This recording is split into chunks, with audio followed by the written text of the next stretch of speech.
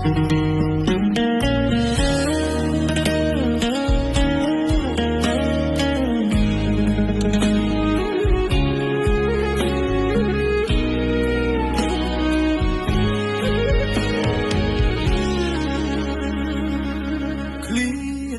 ៀតស្រុកឃ្លៀតម៉ែពុកមកនៅសែនឆ្ងាយ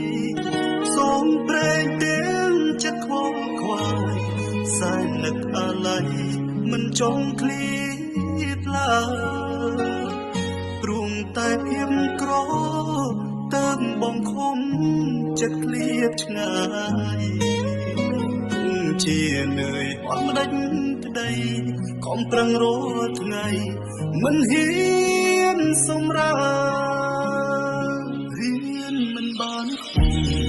មានចំណេះមានតែកំឡាំងលោប្រាំងដោយក្ដីសងខឹងគ្រប់ពេលនៅចាំបនតាមពុក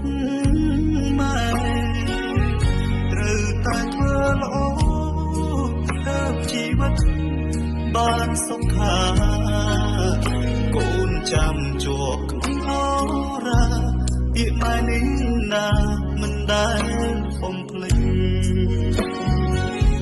មកដល់ស្រុកគេរៀងរែខំប្រឹងធ្វើការទុំជាហត់នឿយយ៉ាងណាតែប្រាប់ចិត្តថាមិនរៀថយឡើយប្រាំខែបើកមកកូននៃលោកញ៉ាជុំម៉ែពុកសងគំលោកមានដីសោះដែលខ្វះក្រោយមុខគ្រប់គ្រាន់ដូចគេរងចាំថ្ងៃមួយតែជោគជ័យកូននឹងត្រឡប់វិលវិញជួបជុំម៉ែពុកបងអូនញាតិមិត្តដោយកាលពីមុនប៉ុន្តែពេលនេះកូនមិនទាន់បានជោគជ័យឡើយចិត្តកូនខ្វាយខ្វល់គ្មានស្បើយពុកអើយម៉ែអើយចាំកូនសិនណា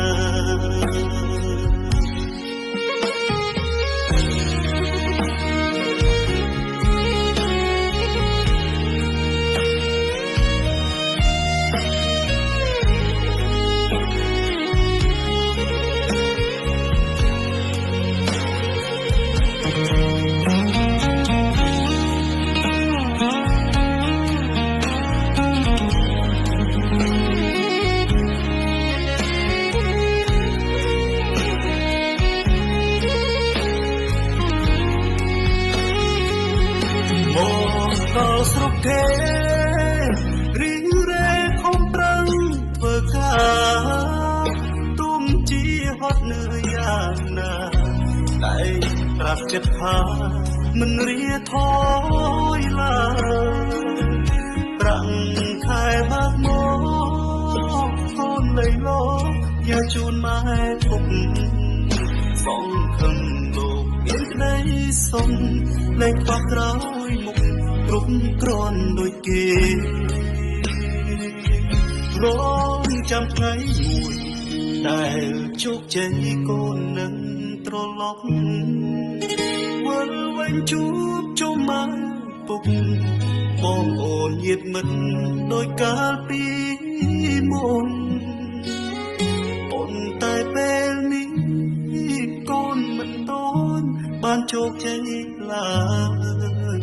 ចិត្តកូនខ្វាយខ្វល់គ្មានស្បើយពុកអើយម៉ែអើយចាំកូនសិនណា